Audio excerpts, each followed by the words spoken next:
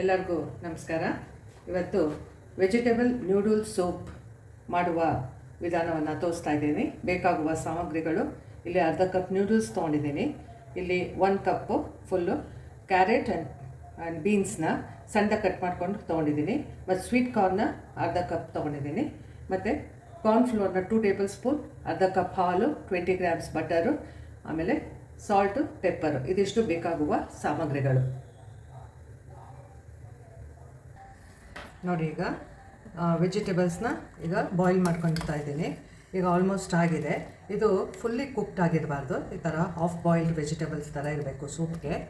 ಆಮೇಲೆ ಇದರಲ್ಲಿ ಇವಾಗ ನಾನು ನ್ಯೂಡಲ್ಸ್ನ ಬಾಯ್ಲ್ ಮಾಡಿಕೊಂಡು ಅದನ್ನು ನಾನು ಒಂದು ಇದರಲ್ಲಿ ಆ ನೀರನ್ನ ತೆಗೆದುಬಿಟ್ಟಿದ್ದೀನಿ.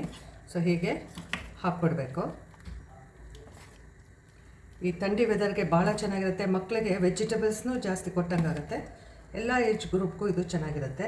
ಈಗ ಬಾಯ್ಲ್ ಆಗ್ತಾ ಇರುವಾಗ ನಾನು ಅರ್ಧ ಕಪ್ಪು ಮಿಲ್ಕ್ ಹಾಕಿದ್ದೀನಿ. ನಿಮಗೆ ತಿಳಿಸ್ದಂಗೆ ಮಿಲ್ಕು ಹಾಕಿದೆ. ಇದು ಬಾಯ್ಲ್ ಆಗಬೇಕು. ಬಾಯ್ಲ್ ಆಗ್ತಾ ಇದ್ದಂಗೆ ರುಚಿಗೆ ತಕ್ಕಷ್ಟು ಸಾಲ್ಟ್ ಹಾಕೊಳ್ಳಿ. ಉಪ್ಪು ಹಾಕ್ತಾಯಿದ್ದೀನಿ.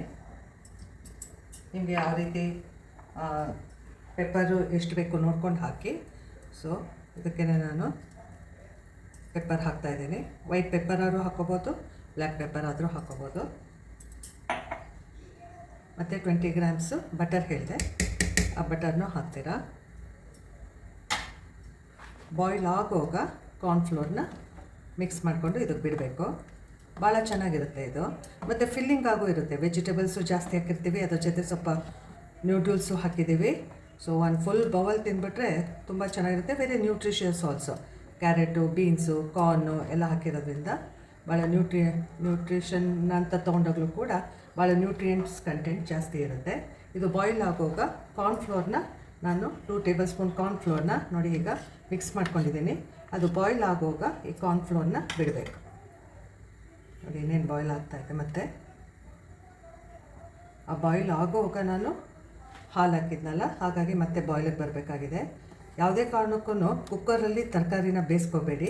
ಈ ಥರ ತರಕಾರಿ ಹಾಫ್ ಕುಕ್ಡ್ ಆಗಿರಬೇಕು, ಅರ್ಧ ಬೆಂದಿರಬೇಕು. ಆವಾಗಲೇ ಚೆನ್ನಾಗಾಗೋದು ಸೂಪು. ನೋಡಿ ಬಾಯ್ಲ್ ಆಗ್ತಾಯಿದೆ. ನಾನು ಕಾರ್ನ್ಫ್ಲೋರ್ನ ಮಿಕ್ಸ್ ಮಾಡ್ಕೊಂಡಿದ್ದು ಕಾರ್ನ್ಫ್ಲೋರ್ನ ತಿಕ್ನೆಸ್ ಬರುತ್ತೆ. ಕಾರ್ನ್ಫ್ಲೋರ್ನ ಹಾಕಿದ್ದೀನಿ. ಇದು ಗಟ್ಟಿಗೂ ಬರುತ್ತೆ. ಈಗ